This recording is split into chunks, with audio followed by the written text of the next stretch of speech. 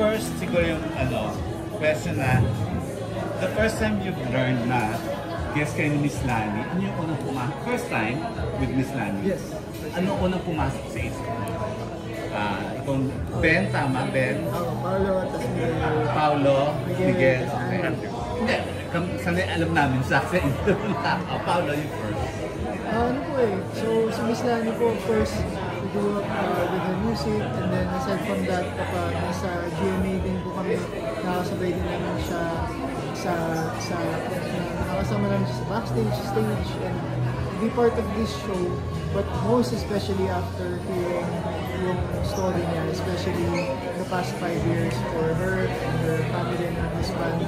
Parang it would be our greatest honor to be part of this milestone para sa kanya. Kasi basically, siya itong comeback story ni Miss Lani, we see, I think all of us can see ourselves in one way or another dun sa kanya na sobrang rising above what she has been through and using that to para maging kumaga testament sa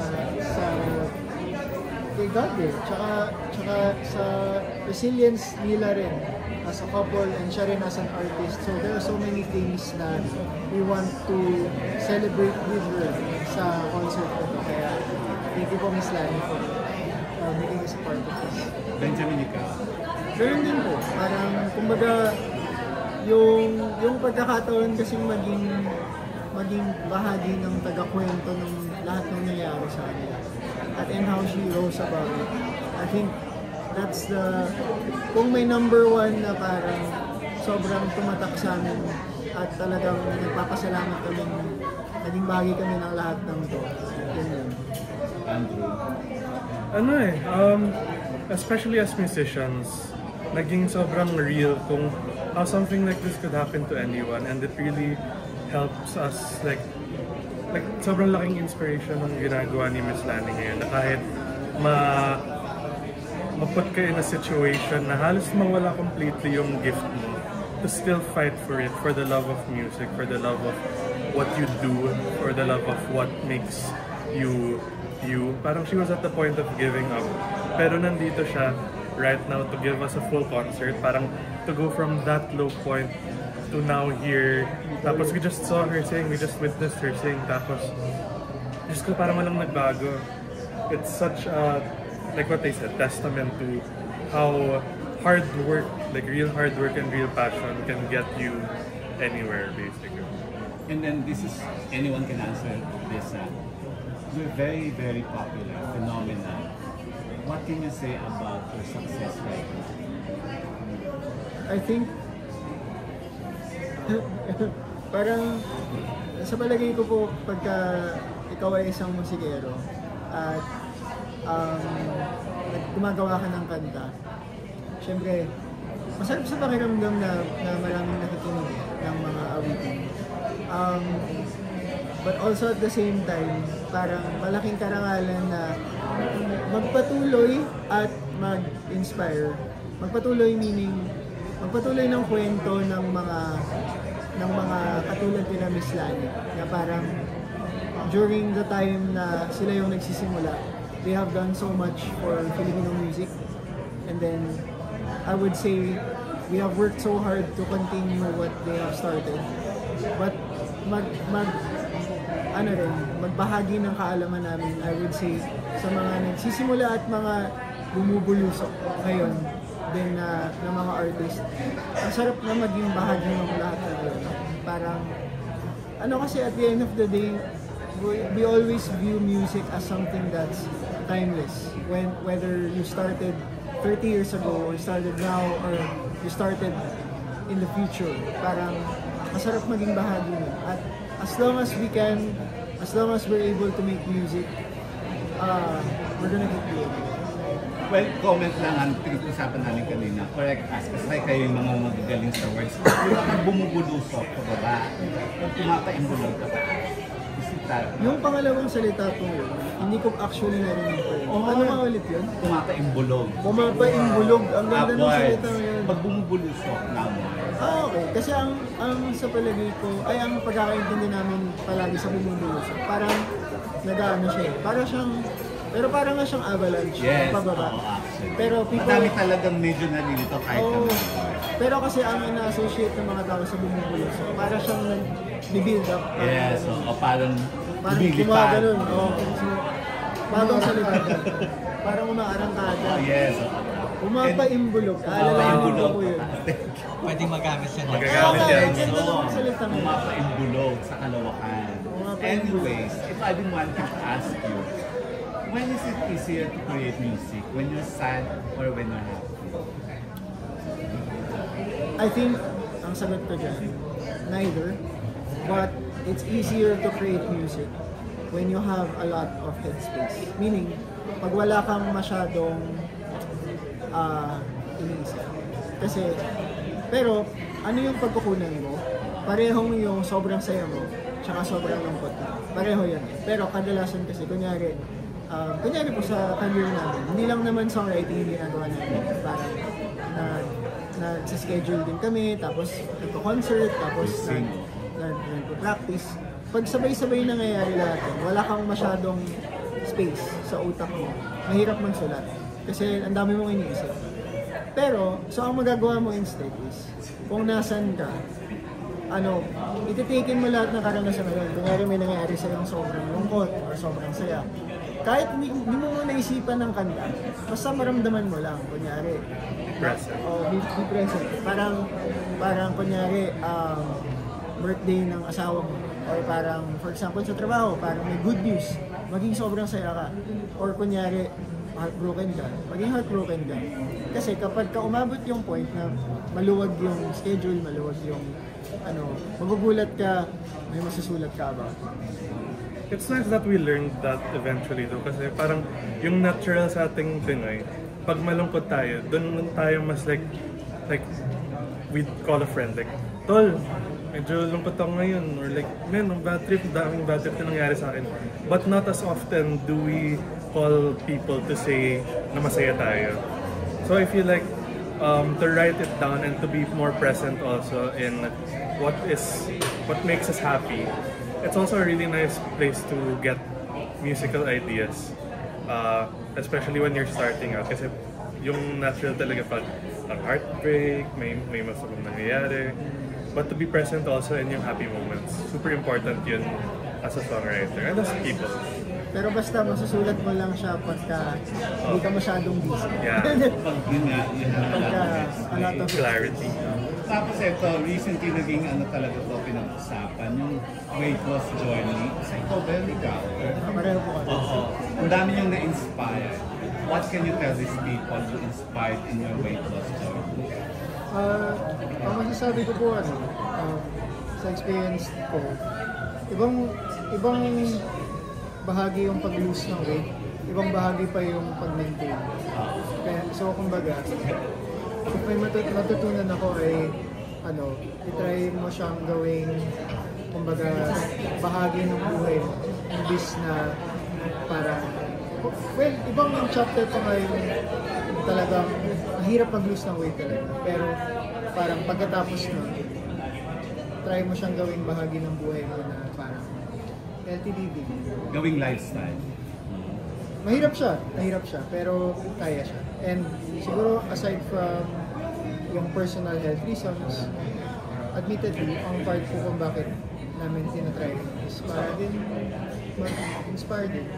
Maging, kumbaga, ipakita na kaya siyang gawin. What made you decide? Kasi may iba naman, yung iba lang mas gusto yung dati yung itsura. So what made you decide to go on this journey? Sa palagay ko po, health talaga. Parang, parang, it was really a personal choice na lalo na pag kumakanta ka, pagka parang frontman ka sa band. Mahirap siya kasi pagka mabilis kang hingalin, pagka tumatakbo-takbo ka sa stage, ang likot-likot pa naman namin sa stage, parang mabilis rin kaming magkasakit.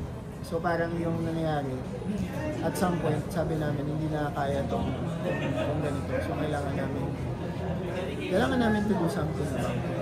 If you don't mind, how much did you lose? Ako po siguro around 50 to 60 pounds. Pero si Paolo, Paolo, ikaw? 110 pounds. Ganun. Pero ang masasabi rin namin, ano siya, kanya-kanyang panahon. Parang kanya-kanyang panahon at saka wag mo siyang madali. As in, mas okay actually mag-lose ng weight over 3 years kesa 6 months. Kasi pagka dinahan-dahan mo lang, mas mamaintain lang. So parang wag mo siyang ganun. Wag buluso. Kasi pag bumulusok, ano ulit Bumulusok yun? talaga. Papaimbulog ulit yun. Ganda talaga ng salita na yun. And then, Application. you have Lani Nisabel. May dream collaboration sa local artists. Nako, marami po. Ano to, actually, this is one of those dream collaborations that have come to life.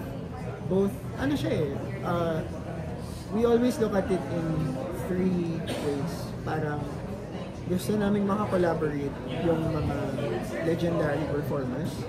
Gusto namin makakollaborate. And we have done lahat. Marami na sa mga kasabayan namin na kabatch namin kumbaga.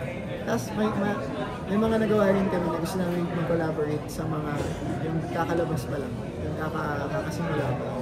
So, siguro dun sa una, marami pa like si Sharon Cuneta. Parang yung mga si Tito Gary na we have done some stuff and we have guested in his concerts already. Of course, lahat yan. Lahat. Si Regine, wala pa. Wala pa eh. Martin. Si Tito Martin, we guested sa show niya, talk show niya, and then he did a version of our song, Leaves. Pero we still have not done like a full concert listing together. Sa mga kasabayan namin, ang dami na rin like SB19. Ay, We've never done alam ko nang gusto nating katulad. Na ngayon, posible na ulit. Four of Spades. Let's Baka go! naman. Anong Oo. reaction Four nyo? of Spades. Sobrang saya namin talaga. Let's go. As in, kasi ano siya parang yun nga, literal, sabay kami nagsimula. Tapos, even and throughout these years, parang sa solo careers nila, lalo na si Zig, talagang sobrang close na. Tapos, napakasaya lang talaga namin for them nung bumalik na. Kasi, pero bumalik din siya na para siyang prutas na hindi nahinog sa pilit. Parang hinog talaga.